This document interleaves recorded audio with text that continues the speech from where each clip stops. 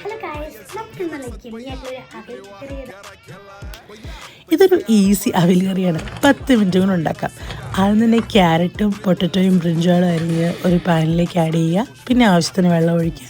മഞ്ഞൾപ്പൊടിയും കുറച്ച് ഉപ്പും ഇട്ട് നല്ലപോലെ ഇളക്കി മൂടി വെച്ചൊന്ന് വേവിക്കുക.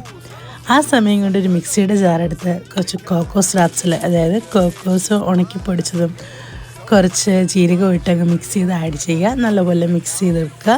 എന്നിട്ട് ആവശ്യത്തിന് പുളി വരാൻ കുറച്ച് യോഗോട്ടും കറിവേപ്പിലയിട്ട് ഒന്നും കൂടി നല്ലപോലെ ഇളക്കി യോജിപ്പിക്കുക.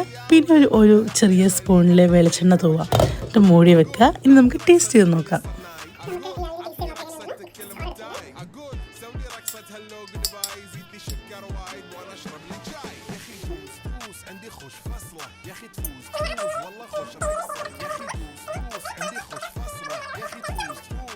خوش رقصة يا أخي دوس دوس عندي خوش فصلة.